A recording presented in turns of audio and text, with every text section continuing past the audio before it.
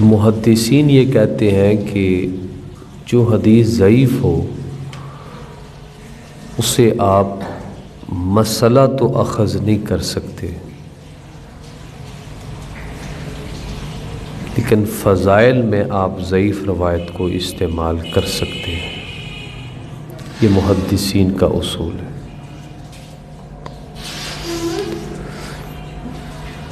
یہ وہ کیوں کہتے ہیں؟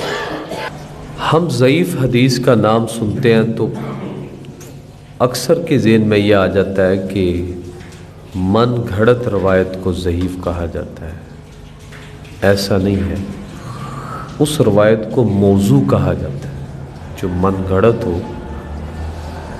وہ موضوع کہلاتی ہے۔ ضعیف روایت کیا ہوتی ہے؟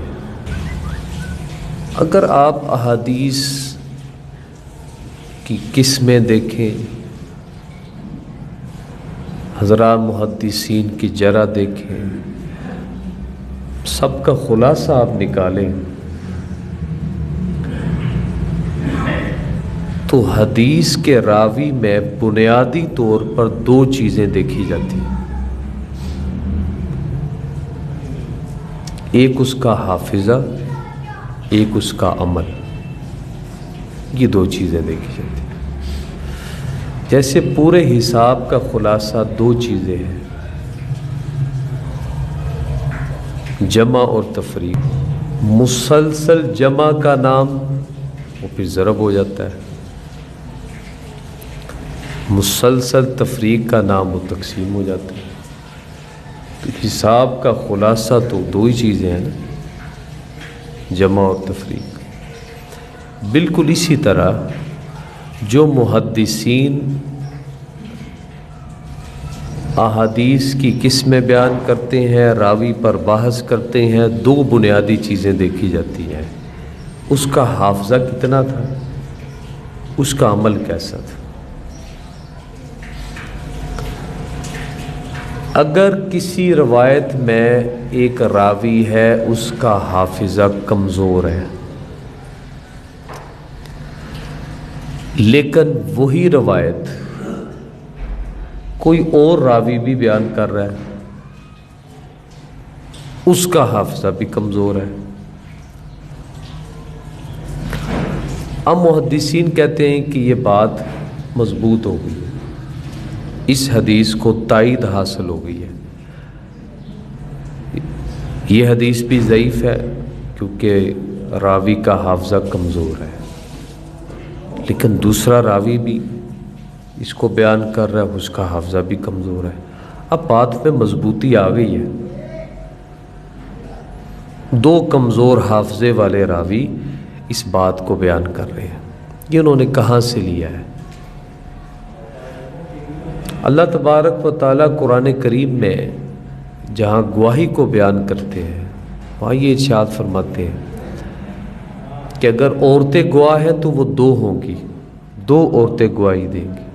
وجہ یہ بیان فرمائی اللہ تبارک و تعالیٰ نے کہ ایک بھول جائے تو دوسری یاد کروا دے۔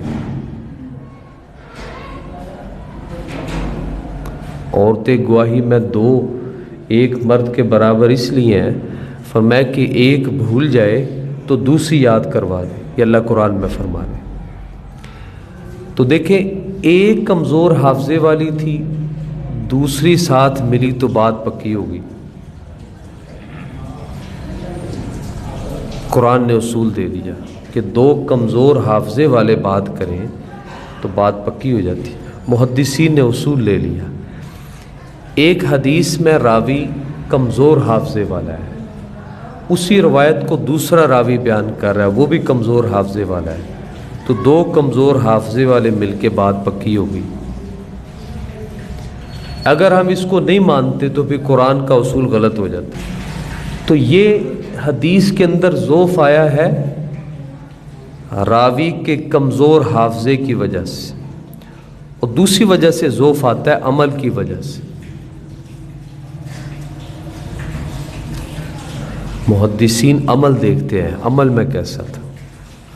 صحیح بخاری کی روایت حدثوا عن بنی اسرائیل ولا حرج، حضور فرما رہے بنی اسرائیل سے روایت لے لیا کرو، کوئی حرج نہیں۔ تو حضرات محدثین فرماتے ہیں کہ بنی اسرائیل یہود نصارہ کافر ہیں، تو اللہ کے نبی ان کی بیان کردہ بات کو لینے کی اجازت دے رہے ہیں، تو یہ تو راوی مسلمان ہوگا، گناہ گار ہوگا، اس کی بات کو بیان کرنا بدرجہ اولیٰ جائز ہوگا۔ تو ضعیف روایت یہ ہوتی ہے یا راوی کا حافظہ کمزور ہے یا راوی کے عمل میں کمزوری۔ اب محدثین فقہا کی اگلی احتیاط دیکھیں، جب حافظہ کمزور تھا دوسری روایت نے تائید کر دی، اب بات تو پکی ہو گئی۔ عمل میں کمزوری تھی، حضور نے اصول دے دی، یا بات پکی ہو گئی۔ لیکن محدثین فقہا کی اگلی احتیاط دیکھیں، کہتے ہیں پھر بھی اس ضعیف روایت سے مسئلہ اخذ نہ کرو، فضائل میں بیان کر دو۔ ایک مسئلہ ثابت شدہ ہے، اس کی فضیلت میں اس کو بیان کر دو، مسئلہ نہ اخذ کرو، یہ ان کی مزید احتیاط۔ اگر آپ اس اصول کو سمجھ جائیں تو یہ جو فضائل اعمال پر اکثر لوگ لا علمی کی وجہ سے اعتراضات کرتے ہیں کہ مولانا زکریا رحمۃ اللہ علیہ نے ضعیف روایتیں لکھ دی ہیں، تو میں نے اصول بیان کر دی۔ ہاں، مولانا زکریا رحمۃ اللہ علیہ کی تحریر ادھر پڑھے، ساری تفصیل انہوں نے اس اصول کی طرف اشارہ بھی فرمایا۔ فضائل اعمال مسائل اعمال کی کتاب نہیں ہے، اعمال کے فضائل کی کتاب۔ اس کے اندر آپ کو نماز کے مسائل نہیں بتائے جائیں گے، فضائل بتائے جائیں گے، ذکر کے فضائل بیان کیے جائیں گے، مسائل نہیں بیان ہوں گے وہاں۔ تو فضائل میں تو ضعیف روایت چلتی ہے۔ اب اگر آپ اس پہ جرا کریں کہ غلط ہے تو پھر قرآن کا اصول غلط ہو جاتا ہے کہ راوی کمزور حافظے والا تھا، بے شک تائید تھی، آپ نے کیوں لیا؟ یہ تو قرآن کا اصول ہے، آپ قرآن کے اصول کو ٹھکرا رہے ہیں۔ راوی کے عمل میں کمزوری تھی، آپ روایت لے رہے ہیں، کیوں بیان کر رہے ہیں؟ تو یہ تو اللہ کے نبی پہ اعتراض ہوگا کہ اللہ کے نبی بنی اسرائیل سے بھی روایت لینے کو جائز قرار دیتے ہیں۔